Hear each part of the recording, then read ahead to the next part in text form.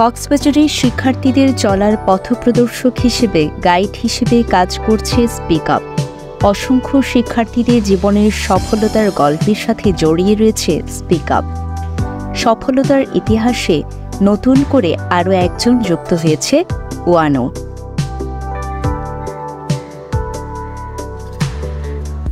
পুরো নাম হচ্ছে ওয়ানু মারমা। কক্সবাজার সরকারি বালিকা উচ্চ বিদ্যালয়ের ৭ম শ্রেণীর ছাত্র সে।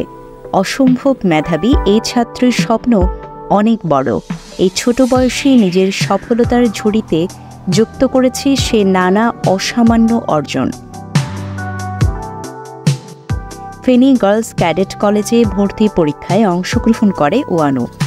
লিখিত পরীক্ষা থেকে শুরু করে ভাইবা পাড়ি দিয়ে সে সুযোগ পেয়েছে ভর্তির। এই পথ চলায় ওয়ানুর সাথে ছায়ার মতো পাশে ছিল স্পিক আপ এবং স্পিক আপের ফাউন্ডার এবং সিইও রাসেল স্যার। প্রিয় শিক্ষার্থীর এমন অসামান্য সাফল্যে উচ্ছ্বসিত প্রিয় শিক্ষক মোহাম্মদ রাসেল, যিনি সবার কাছে রাসেল স্যার নামে পরিচিত। তিনি বলেন, ওয়ানুর এই সাফল্যে তিনি অসম্ভব খুশি।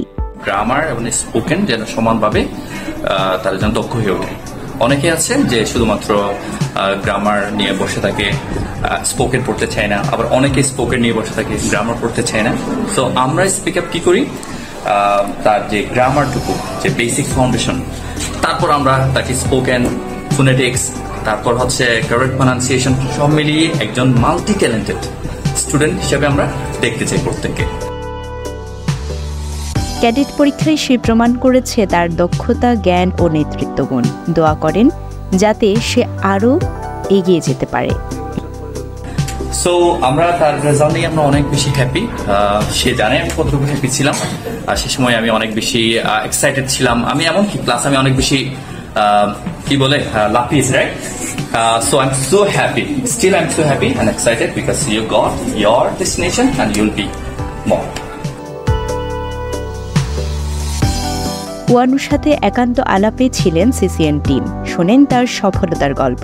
ওয়ানু বলেন, নিজের উপর প্রচণ্ড আত্মবিশ্বাস এবং প্রিয় শিক্ষক রাসেল স্যার ও প্রিয় প্রতিষ্ঠান স্পিক আপের সহযোগিতায় এগিয়ে যেতে পেরেছে এতদূর। আসলে আমার অনুভূতি আমি নিজে প্রকাশ করতে পারবো না। আমি যখন ফার্স্ট টাইম শুনি যে আমি ক্যাডেট কলেজে চান্স পেয়েছি, তখনই যে আমার অনুভূতি সেটা বলার মতো না।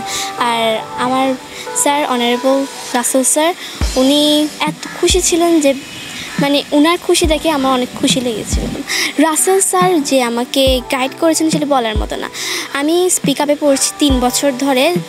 আমি প্রথম দিকে একটু দুর্বল ছিলাম গ্রামারে, তাহলে যখন থেকে আমি স্পিক আপে পড়া শুরু করেছি তখন থেকে আমি গ্রামারে এত এক্সপার্ট হয়ে গিয়েছিলাম যে বলার, আমি নিজেই জানি না কীভাবে এক্সপার্ট হয়ে গিয়েছিলাম।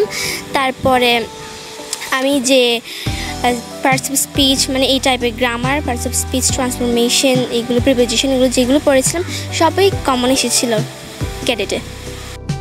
মা বাবার আদরের রাজকন্যা ওয়ানু। নিজের সন্তানের এমন সফলতায় খুশি ওয়ানুর বাবা মা।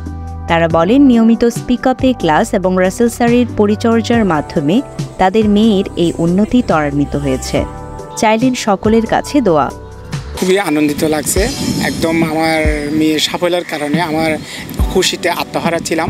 যখন রেজাল্টটা পেয়েছি আমি সর্বপ্রথম, তখন কি ভাষা প্রকাশ করব এটা আমার কোনো জানা ছিল না। এইরকমই আমার খুশি হয়েছিলাম, খুবই খুশি।